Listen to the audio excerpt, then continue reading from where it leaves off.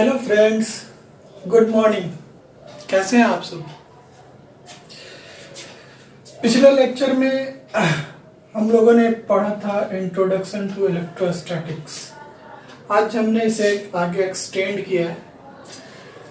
आपने पढ़ा था हिस्टोरिकल व्यू ऑफ इलेक्ट्रोस्टैटिक्स। इसके बारे में हमने पिछले वीडियो में भी 2-4 लाइन बताई थी। उसको हमने आगे एक्सटेंड किया है और आज हमने उसे फिर से रिकैप किया। तो अगर हम हिस्टोरिकल व्यू देखें इलेक्ट्रोस्टैटिक्स का, तो ऐसा कहा जाता है कि अबाउट 600 बीसी में थेल्स ऑफ मिलेटस, ये ग्रीक साइंस के फाउंडर थे। थेल्स ऑफ मिलेटस, इसने सबसे पहली बार रबिंग करवाया था दो सब्सटेंसेस का, अंबर एंड वुलन क्लॉथ। तो अंबर को जब उसने वुलन क्लॉथ से रब कराया था तो ये दोनों सब्सटेंसेस क्या हुए थे? इलेक्ट्रीफाइड। दोनों पे अलग अलग चार्ज डेवलप हुआ था। तो ग्रीक साइंस में अंबर वर्ड जो है इसको इलेक्ट्रॉन बोला जाता है। तो अंबर के लिए एक अल्टरनेट वर्ड है इलेक्ट्रॉन, जो ग्रीक साइंस में कॉमनली यूज किया जाता है। तो आप कहेंगे ये अंबर क्या होता है? ये अंबर ना एक येलो रेजिनस सब्सटेंस होता है, गम लाइक येलो रेजिनस सब्सटेंस जो गम के जैसा होता है। और ये बाल्टिक सी के सोर्स में पाया जाता है। बाल्टिक सी के सोर्स में पाया जाता था कौन? अंबर। After that, in 1600 AD, Dr. William Gilbert introduced the term charge. ये डॉक्टर विलियम गिलबर्ट ये पर्सनल डॉक्टर थे queen Elizabeth first of England. England की जो महारानी थी क्वीन एलिजाबेथ, इसका ये पर्सनल डॉक्टर थे। तो इन्होंने एक सिस्टमेटिक स्टडी किया किसके बारे में? अंबर लाइक सब्सटेंसेस के बारे में। जो सब्सटेंस अंबर लाइक प्रॉपर्टी रखते थे उसके बारे में इन्होंने एक सिस्टमेटिक स्टडी किया। और उनका एक बुक है डी मैग्नेटी, जिसमें उसने मैग्नेट के बारे में जिक्र किया है। तो डी मैग्नेटी में उन्होंने सबसे पहले इलेक्ट्रिका वर्ड को यूज किया। इलेक्ट्रिका वर्ड अंबर लाइक सब्सटेंस, जो अंबर लाइक रेजिनस सब्सटेंसेस थे उसके लिए उन्होंने सबसे पहले इस वर्ड को यूज किया था, इलेक्ट्रिका। और यही इलेक्ट्रिका वर्ड है ना, इससे आया है वर्ड इलेक्ट्रिक चार्ज हो, इलेक्ट्रिक फील्ड हो, इलेक्ट्रिक फ्लक्स हो, इलेक्ट्रिक डाइपोल हो, इलेक्ट्रिक पोटेंशियल एनर्जी हो। ये सारे टर्म जो इलेक्ट्रिक वर्ड जहां जहां आता है उन सब की उत्पत्ति कहां से हुई है? इस इलेक्ट्रिका वर्ड से। ठीक है, जिसका जिक्र डी मैग्नेटिक बुक में विलियम गिलबर्ट ने काफी डिटेल से किया है। तो आप समझ गए कि ये इलेक्ट्रिक वर्ड कहां से आया और इसके पीछे की हिस्ट्री क्या थी। अब हम आगे बढ़ते हैं और पढ़ते हैं समथिंग अबाउट चार्ज।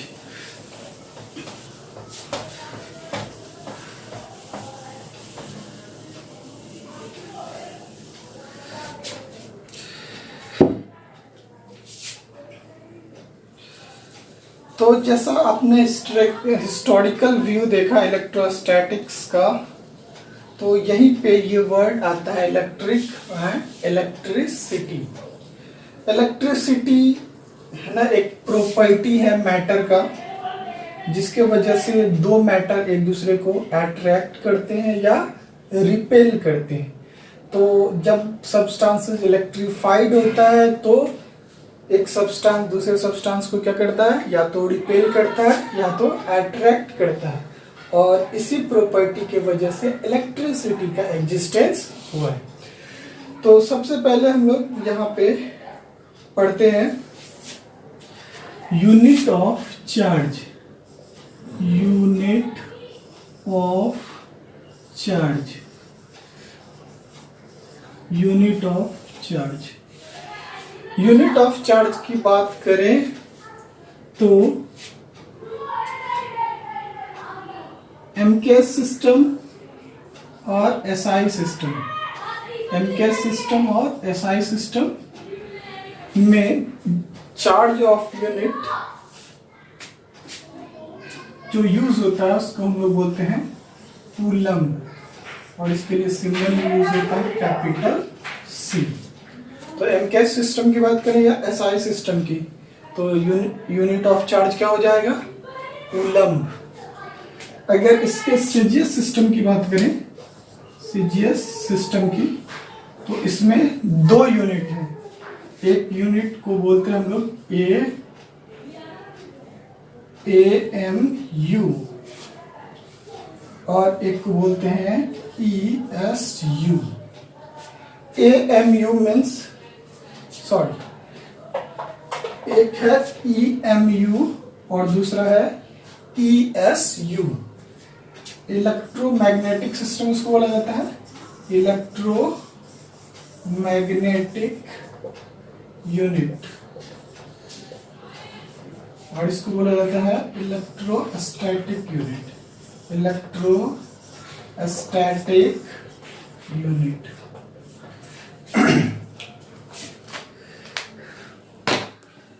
तो आपने देखा कि ये सीजीएस सिस्टम में दो यूनिट्स फेमस हैं, इलेक्ट्रोमैग्नेटिक यूनिट और इलेक्ट्रोस्टैटिक यूनिट। तो हम इन दोनों की बात अलग अलग कर देते हैं। अगर इलेक्ट्रोस्टैटिक यूनिट की माने तो इलेक्ट्रोस्टैटिक यूनिट जो इसका होता है वो होता है स्टेट कूलम, स्टेट कूलम, या फ्रैंकलिन के सम्मान में इसको फ्रैंकलिन भी बोला जाता है। तो सीजीएस सिस्टम में जो इलेक्ट्रोस्टैटिक यूनिट है ये कहलाता है स्टेट कूलम और फ्रैंकलिन।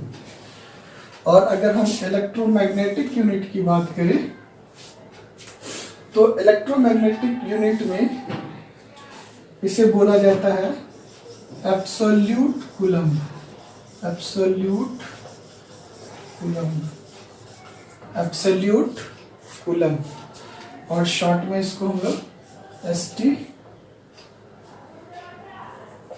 इसको बोलेंगे एब्सोल्यूट कूलम, और इसको बोलेंगे एसटीएबी। शॉर्ट में ऐसे लिखेंगे एसटी, है ना। ये हो गया एब्सोल्यूट कूलम, ये हो गया स्टेट कूलम, स्टेट कूलम,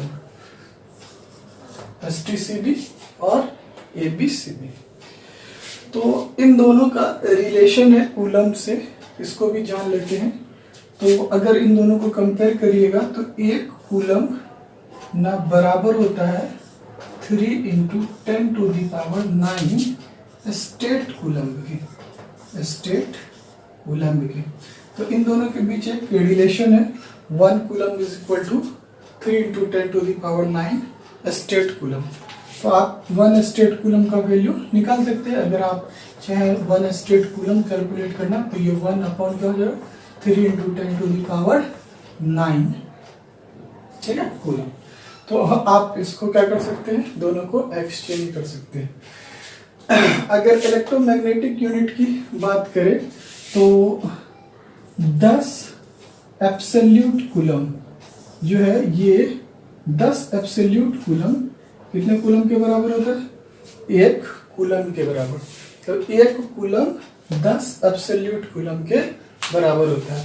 तो जो सीजीएस सिस्टम में दो यूनिट था, ईएमयू और ईएसयू, तो आपको याद रखना है कि इलेक्ट्रोस्टैटिक यूनिट स्टेट कूलम को बोला जाता है और 1 कूलम 3 × 10⁹ स्टेट कूलम के बराबर होता है। इसे फ्रैंकलिन के नाम से भी जानते हैं। और इलेक्ट्रोमैग्नेटिक यूनिट की बात करें तो इसको हम लोग एब्सोल्यूट कूलम में मापते हैं, और 10 एब्सोल्यूट कूलम 1 कूलम के बराबर होता है। अगर इसके चार्ज का लार्जेस्ट यूनिट और स्मॉलेस्ट यूनिट की बात करें तो लार्जेस्ट यूनिट ऑफ चार्ज जो है, largest unit of charge Faraday को बोला जाता है, फैराडे। तो ये जो लार्जेस्ट यूनिट ऑफ चार्ज, अगर आपसे पूछे कोई लार्जेस्ट यूनिट ऑफ चार्ज, तो लार्जेस्ट यूनिट ऑफ चार्ज जो है वो क्या कहलाता है? फैराडे। ठीक है, फैराडे। और एक फैराडे जो होता है वो 96,500 कूलम के बराबर। एक फैराडे जो लार्जेस्ट यूनिट है वो होता है 96,500 कूलम के बराबर। इसका स्मॉलेस्ट यूनिट की अगर बात करें तो हम है ना स्ट्रेट कूलम ही बोलेंगे। Straight coulomb is the smallest unit of charge. तो ये था all about unit of charge. तो क्लियरली समझ में आ गया आपको? चलिए आगे बढ़ते हैं।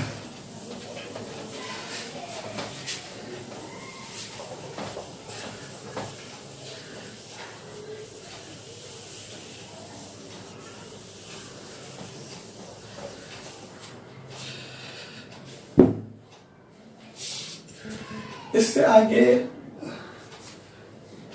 एक टॉपिक स्टार्ट होगा जो आपको हमने सिलेबस बताया था इलेक्ट्रोस्टैटिक्स का।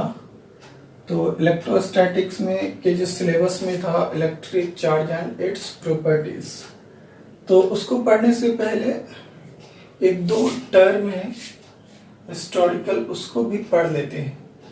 जब आप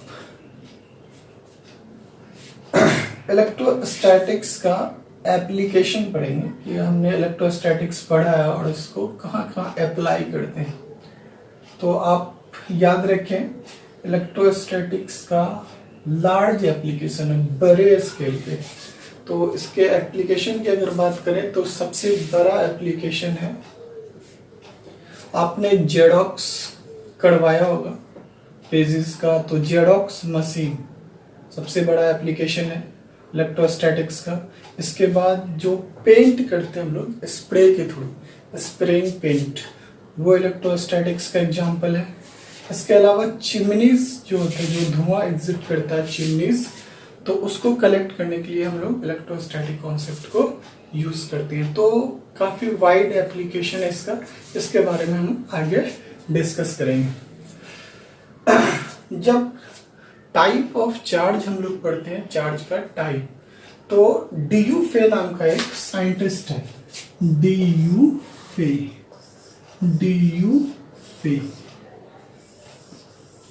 तो उन्होंने पहली बार बताया था कि चार्ज दो टाइप का होता है, ठीक है, निगेटिव और पॉजिटिव। तो निगेटिव पॉजिटिव जो चार्ज का टाइप है ये कौन दिया था? डीयू फे। तो डीयू फे ने दो एक्सपेरिमेंट परफॉर्म किया था। एक एक्सपेरिमेंट ग्लास रड और सिल्क क्लॉथ के साथ, और दूसरा एक्सपेरिमेंट था सिल्क क्लॉथ और टीथ बॉल के साथ। तो पहला एक्सपेरिमेंट आप याद रखेंगे, एक्सपेरिमेंट फर्स्ट में इसने किया था ग्लास रड को इसके साथ, सिल्क क्लॉथ के साथ रब कराया था, और दूसरे एक्सपेरिमेंट में इन्होंने टीथ बॉल को सिल्क क्लॉथ के साथ क्या कराया था? रबिंग। तो इन दोनों के साथ इन्होंने रबिंग किया और ये दोनों टाइप का चार्ज डिस्कवर हुआ। तो जब आप ग्लास रड को सिल्क क्लॉथ के साथ रब करेंगे तो ग्लास रड पे पॉजिटिव चार्ज डेवलप होता है, ग्लास रड पे पॉजिटिव चार्ज क्या होता है? डेवलप होता है। तो हमने क्या किया है? ग्लास रड पे पॉजिटिव चार्ज दे रखा है, और इसे ना हमने क्या किया है? एक सिल्क वायर से जोड़ दिया है। तो जब सिल्क वायर से आप इस रड को जोड़ेंगे और एक दूसरा पॉजिटिव रड इसके पास रखेंगे, तो ये रड इसको क्या करेगा? रिपेल करेगा। तो यहाँ पे क्या हो जाएगा? रिपल्सन। ठीक है। ठीक इसी तरह से अगर हमने क्या किया है, यहाँ पे कोई निगेटिव सब्सटेंस ले लेंगे जिसमें निगेटिव चार्ज डेवलप होता है, तो यहाँ पे क्या हो जाएगा? अट्रैक्शन। यही केस पिथ बॉल के साथ है। तो पिथ बॉल के साथ हम लोग क्या करते हैं? दो बॉल है ना जो पॉजिटिवली चार्ज है इसको एक साथ रखते हैं और ये सिल्क वायर होता है। तो आप अगर ऐसे अरेंज करेंगे इसको तो दोनों बॉल एक दूसरे को क्या करेगा, रिपेल करेगा। तो यहाँ पे आ जाएगा रिपल्सन। तो ये केसेस है ना, और भी चार्ज के साथ, नेगेटिव चार्ज के साथ भी हो सकता है। तो नेगेटिव चार्ज के साथ भी ये सिल्क, ठीक है, और ये पिथ बॉल दोनों को क्या करेगा, रिपेल। लेकिन अगर आप ना दो पिथ बॉल अलग अलग लेंगे, एक पॉजिटिवली चार्ज और एक नेगेटिवली चार्ज, तो इन दोनों के बीच क्या हो जाएगा, अट्रैक्शन। तो ये एक्सपेरिमेंट्स थे जो डी फे ने परफॉर्म किया था और उसी के आधार पे उन्होंने बताया था कि ये नेगेटिव और पॉजिटिव दो तरह का चार्ज डेवलप होता है सब्सटेंसेस पे। तो इन दोनों एक्सपेरिमेंट से क्या पता चलता है, इन दोनों एक्सपेरिमेंट से पता चलता है कि चार्जेस एक दूसरे को लाइक है ना, एक दूसरे को अट्रैक्ट भी करते हैं और रिपेल भी। तो जहाँ पे लाइक चार्ज होता है वहाँ पे क्या होता है, रिपल्सन, और जहाँ पे अनलाइक चार्ज होता है वहाँ पे क्या हो जाता है, अट्रैक्शन। तो like charges repel each other and unlike charges attract each other. इसको बोला जाता है फंडामेंटल लॉ ऑफ इलेक्ट्रोस्टैटिक्स। तो आज के लिए इतना ही, धन्यवाद।